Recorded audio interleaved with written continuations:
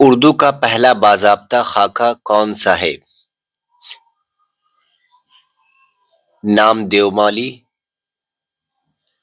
کندن، شیش Mahal, doctor Nazir Ahmad کی کہانی، کچھ میری اور کچھ ان کی زبانی۔ آپ کو اس کا جواب بتانا ہے 5 سیکنڈ کے اندر۔ 1 2 3 4 5۔ اردو کا پہلا باضابطہ خاکہ ڈاکٹر نذیر احمد کی کہانی، کچھ میری کچھ ان کی زبانی، یہ صحیح جواب ہے۔ اردو کا پہلا خاکہ نگار کون ہے؟ خاکہ نگار کہتے ہیں خاکہ لکھنے والے کو، جس میں تصویر کشی کی جاتی ہے انسان کی۔ رشید احمد صدیقی، مولوی عبدالحق، منٹو، فرحت اللہ بیگ۔ 1 2 3 4 5۔ اردو کا پہلا خاکہ نگار فرحت اللہ بیگ ہے۔ سوال نمبر 3، نذیر احمد فرحت اللہ بیگ کے کون تھے؟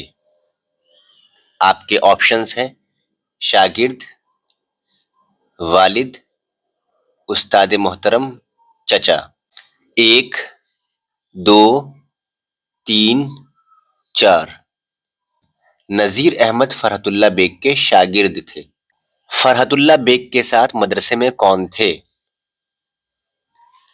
فرحت اللہ بیگ کے ساتھ مدرسے میں کون تھے؟ مسٹر رضا، میاں دانی، مسٹر مبین، میاں شانی۔ 1 2 3 4۔ فرحت اللہ بیگ کے ساتھ مدرسے میں میاں دانی تھے۔ اگر آپ نے کہانی پڑھی ہے تو میاں دانی ان کے ساتھ پڑھنے جاتے تھے اپنے استاد محترم کے ساتھ۔ نذیر احمد کا تعلق کس صنف سے ہے؟ سوال نمبر 5، نذیر احمد کا تعلق کس صنف سے ہے؟ صنف کہتے ہیں موضوع کو، جیسے کہ ناول ایک موضوع ہے اردو میں، افسانہ ایک موضوع ہے، خاکہ نگاری ایک موضوع ہے، نظم ایک موضوع ہے۔ ان میں سے کس پر طبع آزمائی کرتے تھے نذیر احمد؟ تو ہم نے پڑھا ہے کہ نذیر احمد کا تعلق خاکہ نگاری سے ہے۔ 1 2 3 4 5۔ نذیر احمد کا تعلق خاکہ نگاری سے ہے۔